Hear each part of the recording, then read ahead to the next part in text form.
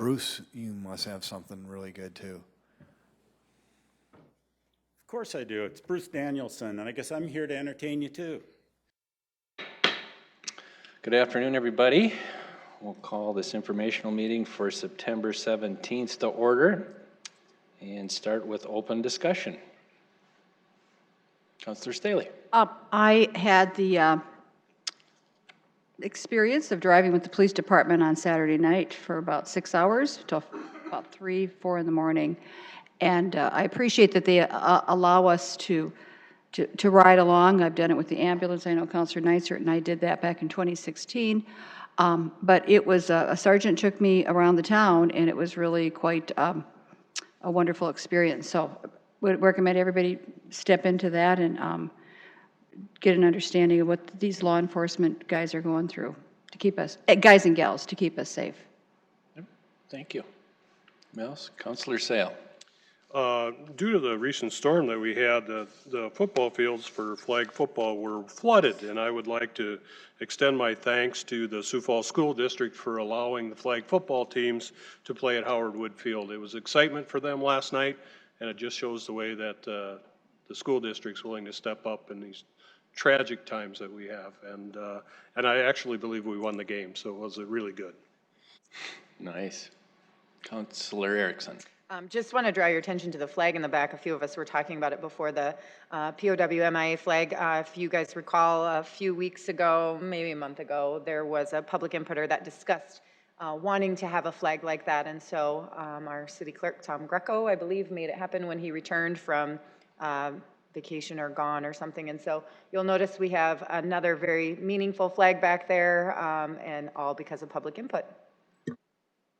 Thank you. Anyone else? Yes. I just wanted to give you a little information. I had the bee ordinance, the beekeeping ordinance on the agenda, and I couldn't get it done in time, and I needed a little more input from staff, so I had another meeting. So it will be coming back, but I just want you to know what happened to it. I do expect to have a draft probably this Thursday or Friday, which, as soon as I have a good draft for you, I will send it to you, and then my intent would be to put it on the next informational, and then that'll have a little longer spread too between the first and second readings, so that if there's any other input. But we needed some extra time to meet with the animal control people and law enforcement, and it was just taking a little longer to put it together. So I just wanted to give you an update on it and let you know why it was on the agenda and now taken off. But you'll be seeing it again soon, and as soon as I have a decent draft for you, I'll just get that out to you. Okay, thank you. All right, I guess I'd just throw in, I know that everybody up here pitched in over the last week or so and did what you could to help with everything going on. And I saw posts of it and traded texts with people and everything else. And I know that I spent some time doing it. And it's really fulfilling to do that kind of stuff. And once in a while you kind of get started and wondering what you're getting yourself into and everything else. But when you see the people that are grateful and the people that you meet and everything else, it is really kind of neat. So it's kind of too bad sometimes it takes things like that to get you out and about. But I guess I'm just throwing kudos out to everybody because I know you stepped up. Thanks. So with that, we'll move into our one and only presentation on pre-annexation. Welcome.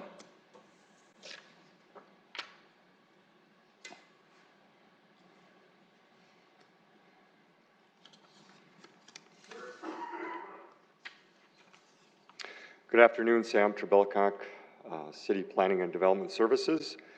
I don't know how I'm so lucky to be the only agenda item again, but I guess that's the luck of the draw. Today what I wanted to talk about is a pre-annexation plan, which is a little different way of doing things than we have in the past, and working with some landowners outside of our city limits as we start to look at ways to transition them into city limits over time. In this particular case, I believe all of you have had a chance to be able to look at the full pre-annexation plan in your packet. The intent of this plan is really, it's for informational purposes, and I'll kind of go through all of that. And we're working with one particular landowner in this case who has an interest in city sewer.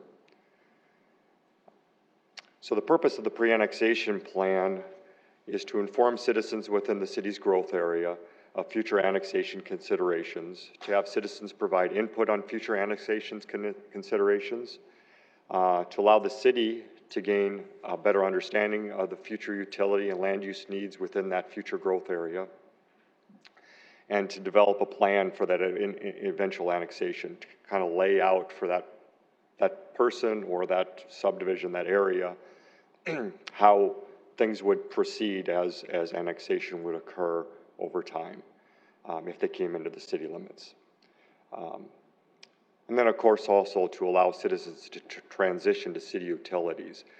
Because that is kind of a plan, in this particular case, they had one particular city utility that works sewer for them to help transition and move forward to city, but we wanted to take them through the entire planning process to make sure that still worked. Now, in the past, what we've done is a lot of agreements. So you might remember pre-annexation agreements coming forward. This is a pre-annexation plan. It's much more informal, but we want to keep you guys, council, in the loop, how we're kind of proceeding with these things, get your input about how you'd like us to do it in the future too. So a plan is non-binding. There's no specific agreement that says one or the other has to do something a certain way. The plan is informational. It's only references existing ordinances and policies. So we're really saying this is what would occur within existing plans and policies and ordinances as we would move forward. On the other hand, an agreement would provide definite timeframes or triggers for future annexation, and then we've done that in the past, but sometimes that doesn't work so well in some cases. So in working with city's attorney's office and with planning and public works, we really felt, especially in this particular case, it was better to kind of move forward with a plan. An agreement will provide the citizens with specific assurances of city's performance or non-performance. You might wonder, well, what can that be? What would happen in this case that would be a non-performance item? A lot of times what we've done with agreements is the subdivision, the people in that area are saying, well, we don't know when you're coming to annex us. Can you give us a specific time frame in which up till this time you won't annex us?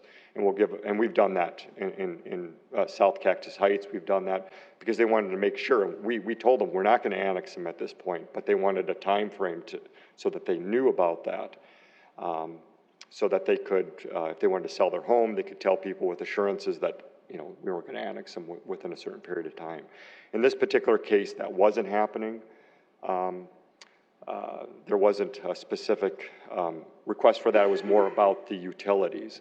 Again, a more city performance related item might be if we were providing the people with a specific time frame. It might not be now, it might be in 2 years, 5 years for a road or for sewer or water.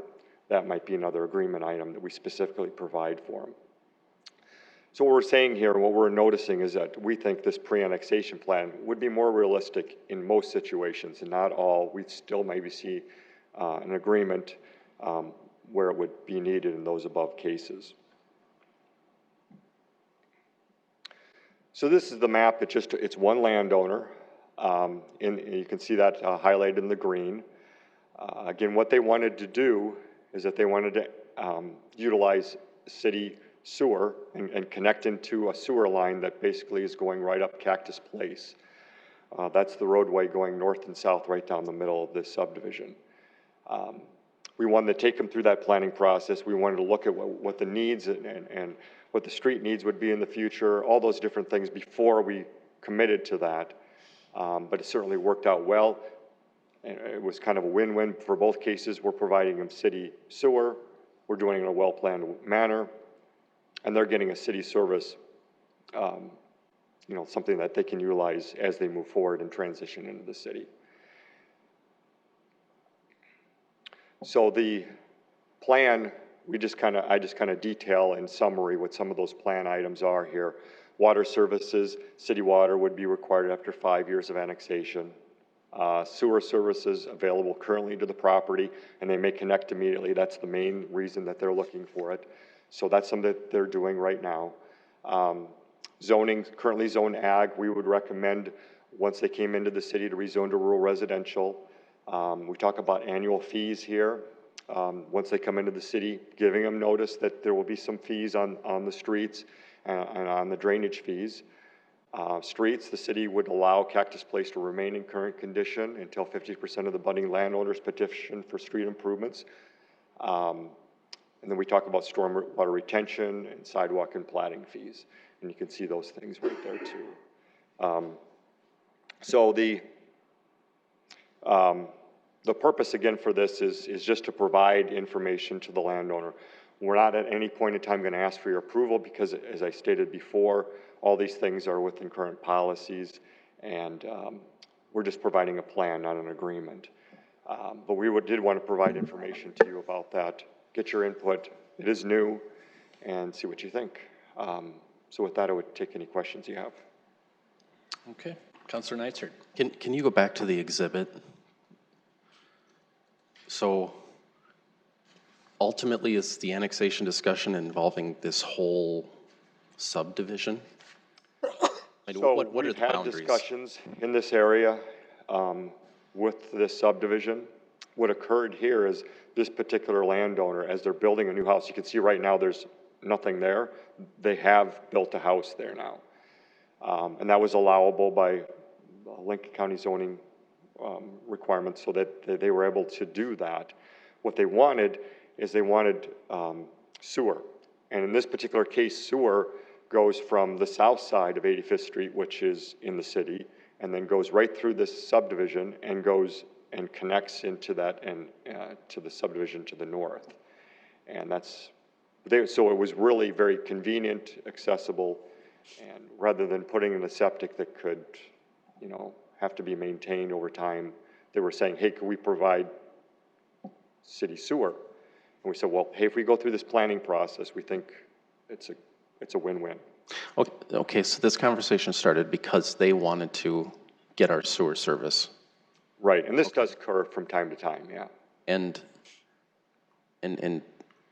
remind me, would you allow them to connect to the city sewer and just pay like an out-of-city rate? Right, correct. So that could happen any time potentially, or? Well, what we try to do is we don't want to do it unless there's some kind of a planning process. Before we were requiring agreements, and the agreement itself, there's nothing wrong with doing an agreement if it's the right circumstance. But in talking with attorneys and public works and the rest of planning, we're finding a lot of cases when you do an agreement, you would say, well, what does the city want out of it? The landowner is getting sewer, but what about the city? Well, we would want eventual annexation. Well, there's not a real easy way to get that. And we've had those situations with annexation agreements when you get to the end of the pre-annexation agreement and say, okay, now it's time. They go, well, how are you going to really make us do that? And there's not an easy way to do that in the agreement. So in some cases, it doesn't make a lot of sense. It's better. What we're really trying to do here is just provide a planning process. We don't have a problem in a lot of cases with providing sewer as long as it's done in a well-planned manner. So what you'd like ultimately, if somebody's connecting and they're out of the city, is for a plan to eventually annex. Is there any sort of issue where if you allow this and it's just a non-binding plan that 40 years from now it's still a plan and there's no agreement in place? Well, the same thing really happens with an agreement though. Sure. Except now you're kind of leading everybody to believe that there is some kind of trigger where you can do something, and in a lot of cases there just isn't. All the other landowners, have they had input into this plan? Not in this particular plan, because this is specifically for this piece of property. Oh, it's a discussion about how to bring them in, not everybody else. Not everybody else. Oh, well, And we would expect that we would have this discussion with everybody else too.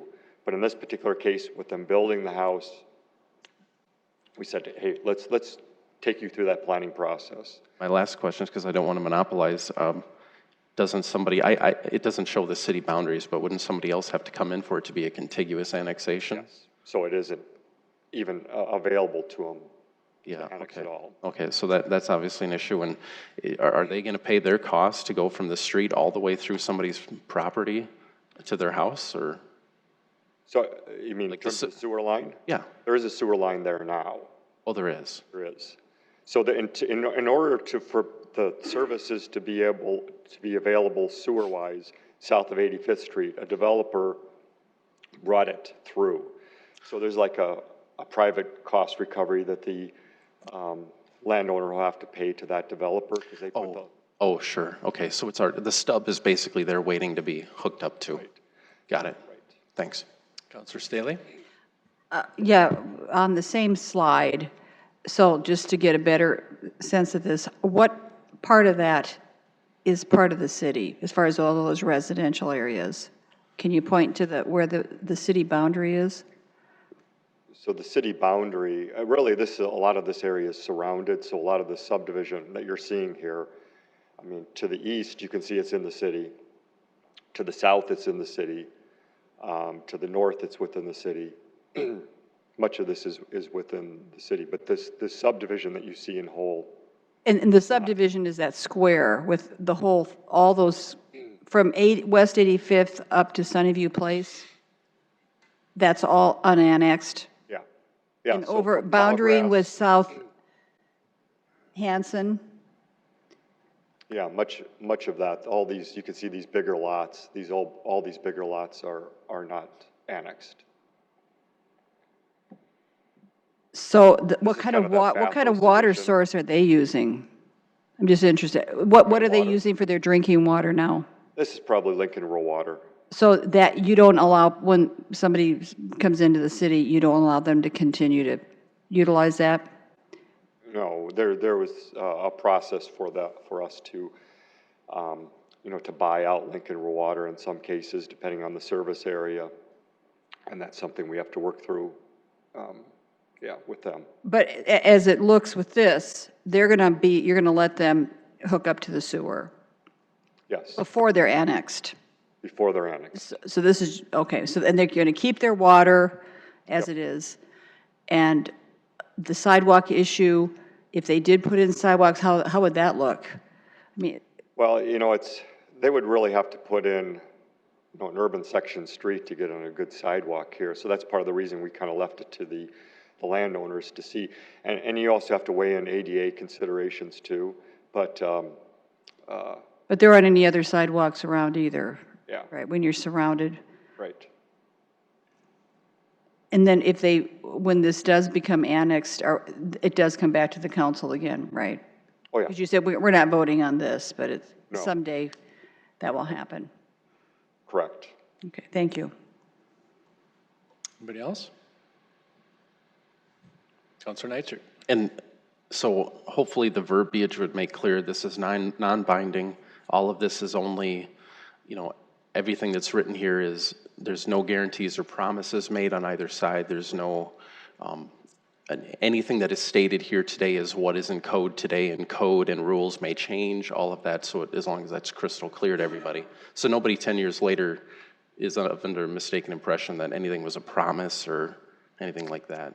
Right, I mean, that's part of the reason we don't think an approval is really advised, because I think there would be kind of that, hey, you're approving a plan, but you're also approving everything to the T. And it's just that, it's a plan based upon what our current regulations are now. This is good overall to give everybody visibility long-term. On a slightly related note, as you were talking about this, something that I was thinking about is, you and Albert and whoever else that are working on these annexations with all these neighborhoods, have you thought about, and this comes to me, and I know others have a lot of this in their districts as well, but I have a few places, one in particular where it's all annexed, but it was annexed a long time ago, and for whatever reason, it's still a gravel road. The street was never put in, all that stuff isn't there, and I have some who are okay with it, and then I have some that are really not. I mean, to the point of almost livid, that I live in the city and I have a dirt road, and you need to pave it, but it's a local road. Right. And so we're stuck in this catch-22, where. So the way state law kind of works on that, and the way our policies work is that, and I just talked about it a second ago too, and it's related to that, is over 50% of those adjacent landowners have to approve an assessment. And so that's how they would come into council to do that, work with Public Works on that. So if they got over 50% that would agree to assess themselves for paving of that roadway, then that's something that could move forward. So 50% of the abutting landowners for the whole Yeah, section would the have to? section that you're constructing, Okay. yeah. And so I think that's kind of where they're, and I don't know what the right answer is, but I think that's where sometimes they're stuck. You know, you might have 3 that really want it and the rest really don't want to pay for it, or maybe they can't, you know. And so it's how do you, you know, but when I just look at these and I go, you know, a dirt road in the city, how do we get them paved? How do you get over that hump, you know? Yeah, there's a few of them still out there, and that's probably the reason why they never gotten to that 50% level. Yeah.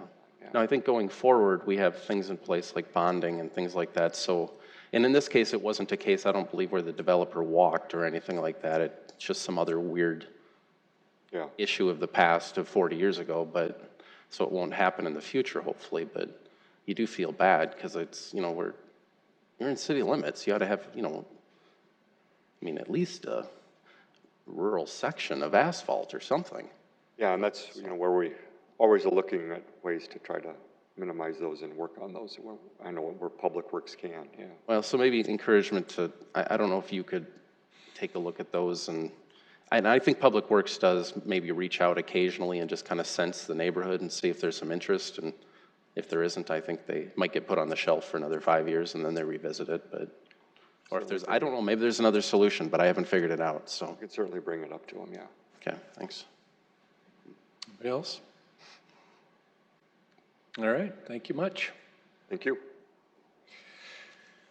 Do we have any public comment on the topic for today? Okay. Anyone want to help? Consulting with, I move that we go into executive session to consult with legal counsel or reviewing communications from legal counsel about proposed or pending litigation or contractual matters pursuant to South Dakota Codified Law 12523. Second. All right. Just all in favor, are we doing roll? Roll call, please. Council members Brecky, Yes. Erickson, Yes. Kylie, Yes. Nitzert, Yes. Selberg, Yes. Sale, Yes. Starr, Staley. Yes. All right, we'll move into executive session. Thank you.